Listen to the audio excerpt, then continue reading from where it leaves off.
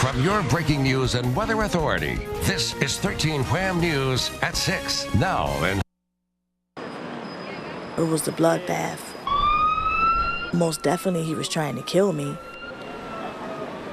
Stabbed and left for dead, she is telling her story for the first time. Good evening. She was stabbed and slashed in a robbery attempt, allegedly by a man wanted for murder.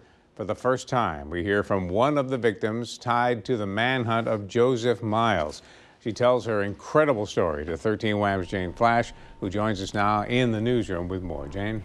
Well, Don, that attack left her blind in one eye and unable to move the right side of her face. So she asked not to be shown on camera today, but she does talk candidly about the moment she was pronounced dead and how she fought back not only to live, but to help police catch her attacker. I'm shaken because, I'm not scared of him, but I just get the shakes just thinking about it. She cannot get his face out of her head. Shalonda Iams was working to find housing for this man, Joseph Miles. He was homeless. He asked her for some water. Then, she says, without warning, he lunged at her with a box cutter. I felt like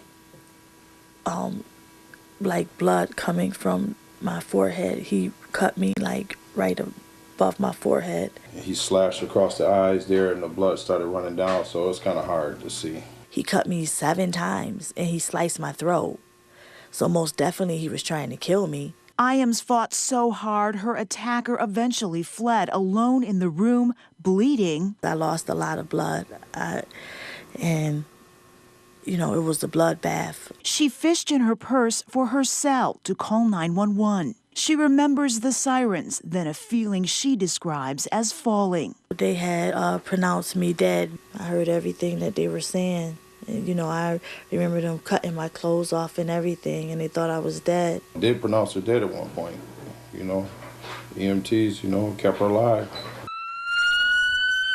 Waking up in the ambulance, she was sure it was the last chance to reach the people she would leave behind. And the ambulance driver, I tried to make him promise to tell my family that I loved them, and he wouldn't promise because he didn't want me to die, because he knew that he didn't want me to give up. And she didn't. Shalonda now looks forward to healing and feeling like herself again.